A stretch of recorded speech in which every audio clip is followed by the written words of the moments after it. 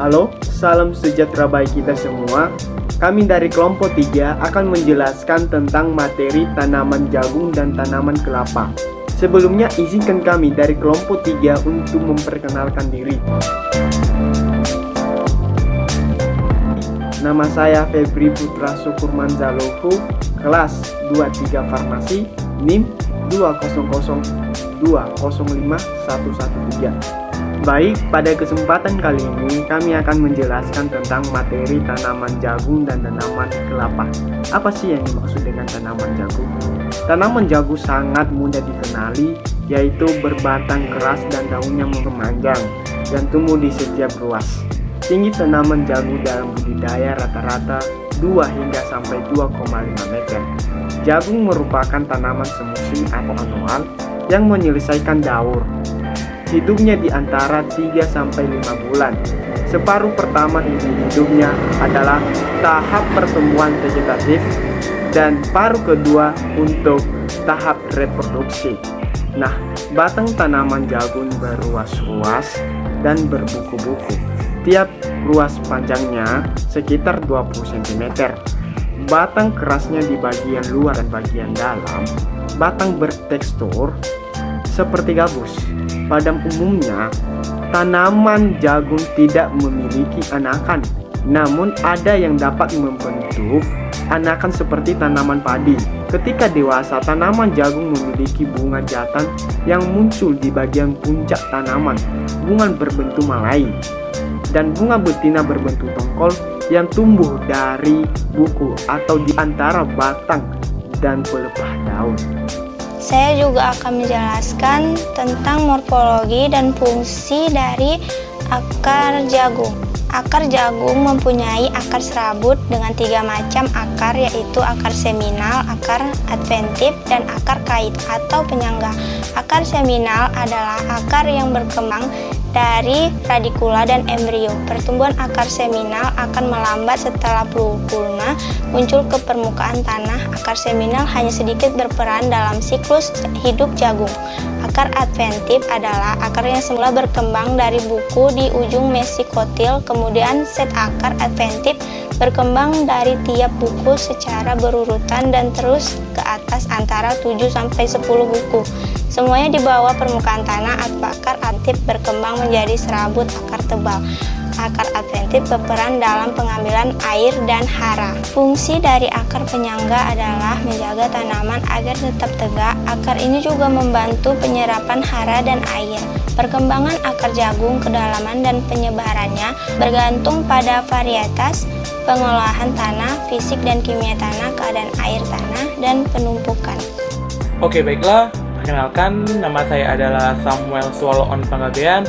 Saya berasal dari kelas Farmasi 23 dengan NIM 200205139. Di sini saya akan melanjutkan materi kita tentang pembahasan struktur tanaman jagung bagian batang.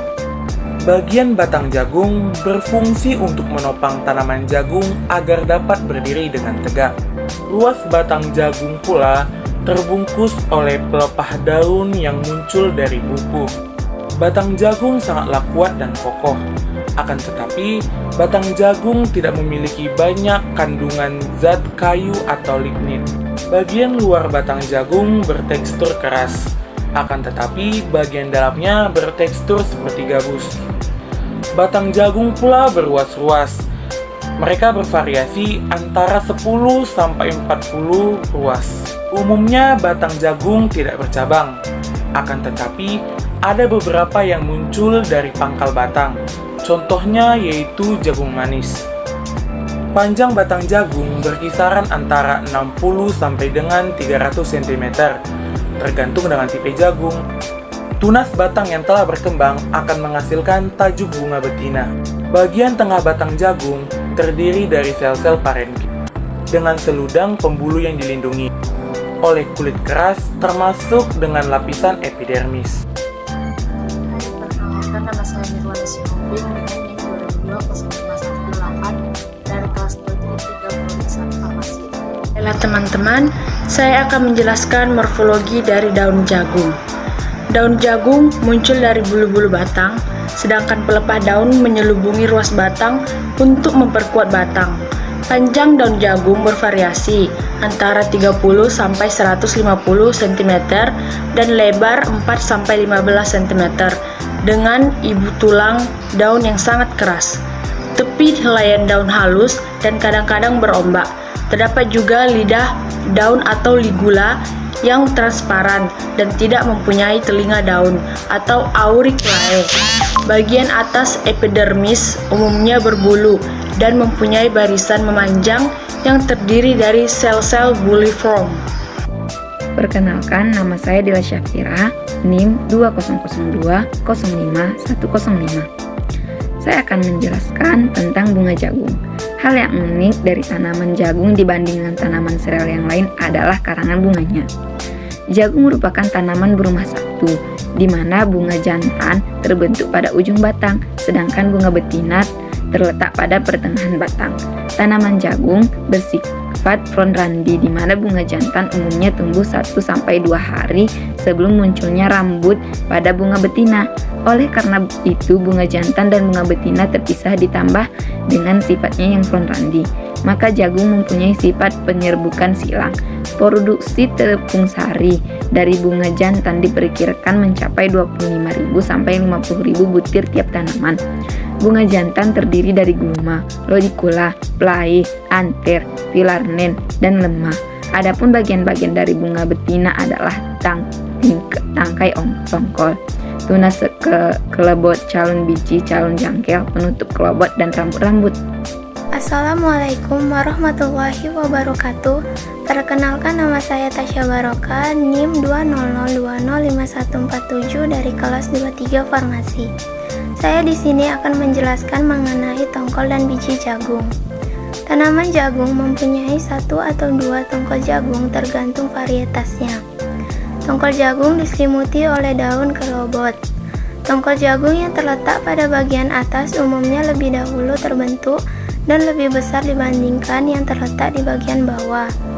Setiap tongkol terdapat 10-14 deret biji jagung yang terdiri dari 200-400 butir biji jagung. Biji jagung disebut karyopsis.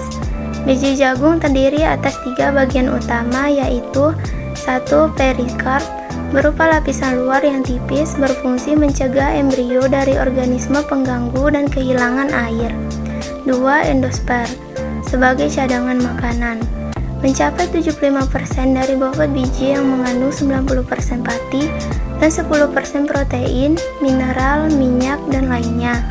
Dan ketiga, embrio atau lembaga, sebagai calon tanaman yang terdiri atas plamule, akar radikal, skutelum, dan keloeptil.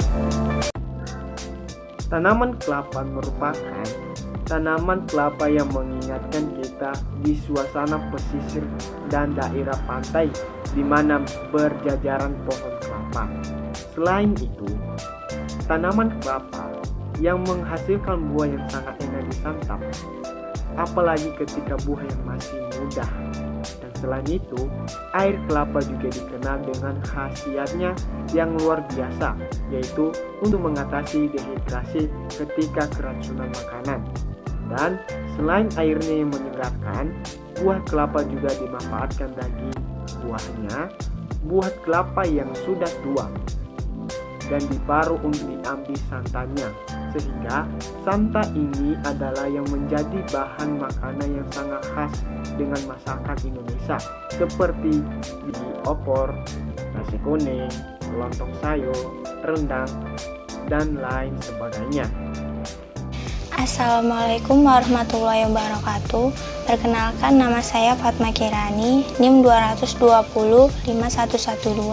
Di sini saya akan menjelaskan tentang morfologi dan fungsi dari akar kelapa. Akar merupakan organ tumbuhan yang paling penting, umumnya berada di bawah permukaan tanah, tidak memiliki bebuku, tumbuh ke pusat bumi dan menuju air, berwarna keputih-putihan dan kekuning-kuningan, dan memiliki bentuk meruncing, dan akar pohon kelapa memiliki akar serabut yang lebih tipis juga bercabang. Akar tanaman kelapa terkadang terlihat menyembul di permukaan tanah. Akar primer tanaman kelapa akan tumbuh dan bercabang menjadi akar sekunder.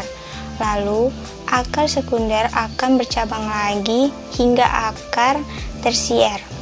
Akar pohon kelapa berfungsi sebagai memperkokoh tumbuhan serta menyerap unsur hara seperti air dan garam mineral di dalam tanah dan menyimpan cadangan makanan. Perkenalkan, nama saya adalah Samuel Solon Panggabean. Saya berasal dari kelas Farmasi 23 dengan NIM 2002055139. Di sini saya akan melanjutkan pembahasan kita yaitu tentang materi struktur bagian kelapa. Di sini saya akan menerangkan bagian tentang batang kelapa. Tanaman kelapa merupakan tanaman monokotil yang tidak memiliki kambium. Hal ini menyebabkan batang kelapa tidak memiliki pertumbuhan sekunder atau alias batang tidak membesar, namun hanya tumbuh lurus ke atas. Batang tanaman kelapa hanya memiliki satu bagian titik tumbuh, yaitu pada bagian ujung batang kelapa. Titik tumbuh tersebut mengikuti arah matahari, sehingga kita sering melihat ada batang tanaman kelapa yang tidak tumbuh lurus batangnya. Kecepatan pertumbuhan tanaman kelapa berbeda-beda. Pada tanaman muda, kecepatan pertumbuhannya dari 1 sampai dengan 1,5 meter per tahun. Sedangkan tanaman dewasa 0,5 meter per tahun. Hal ini dipengaruhi oleh berbagai macam faktor, dari kesuburan tanah maupun iklim.